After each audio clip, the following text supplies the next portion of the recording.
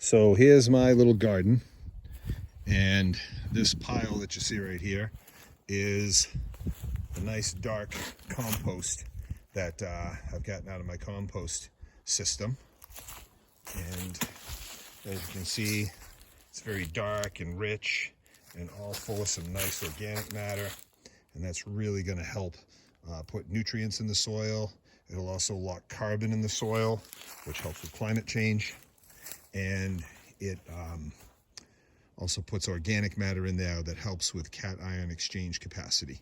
The little tiny particles of organic matter have a slight negative charge to them, and that will help them pick up positive ions like calcium in the water that flows through it, which helps it to filter water. And over here is one of my 2 composting systems. This is a barrel composter, and I've just emptied it out today.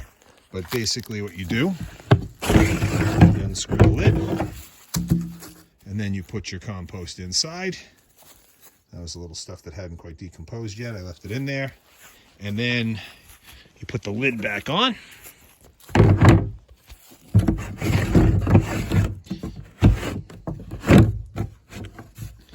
And then the entire barrel can be spun and rotated. It's on wheels down here underneath that allow it to be spun around, and it keeps your compost mixed, which allows for aerobic fermentation, allows for aerobic respiration. Those aerobic bacteria that need oxygen, they completely break down the organic matter, and that also means that they don't produce methane.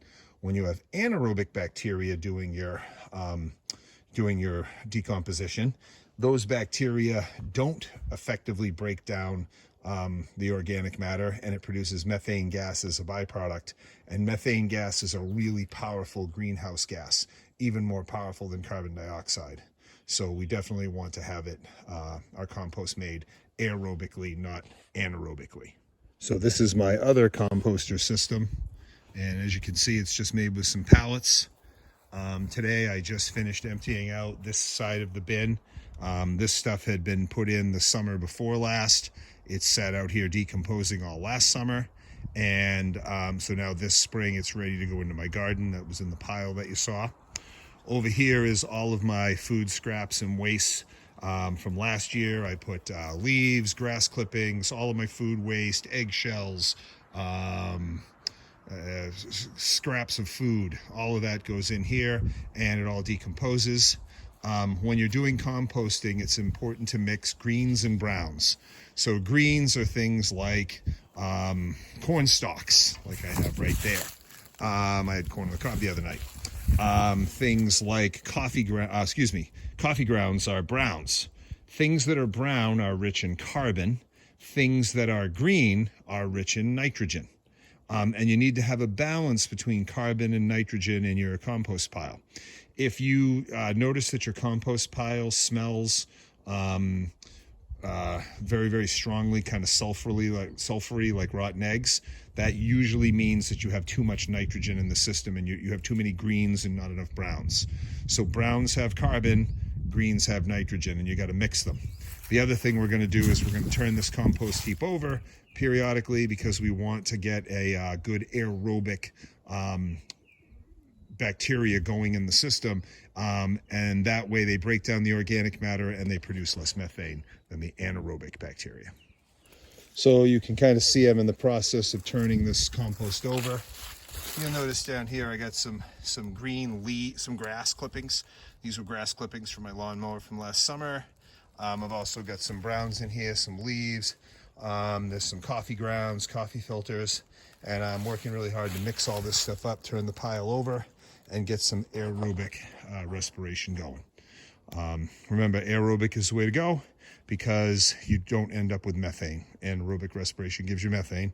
And also remember, balance your greens and your browns. Greens give you nitrogen, browns give you carbon, and you want a mixture of nitrogen and carbon in your compost heap. And finally, one last thing about compost piles. The ideal temperature for decomposition to take place is between 135 and 160 degrees Fahrenheit. So you can just use a simple soil thermometer and measure your temperature of your compost pile. At that temperature, you know you're getting the maximum decomposition rate. And if you get a temperature of about 160 or greater, you want to be turning that pile over. When it gets above 160, it actually kills the bacteria that are doing the good decomposition for you, and turning it over will allow some fresh oxygen in there, and mixing that up will help with the temperature issue. But again, ideally 135 to 160 is the temperature you want.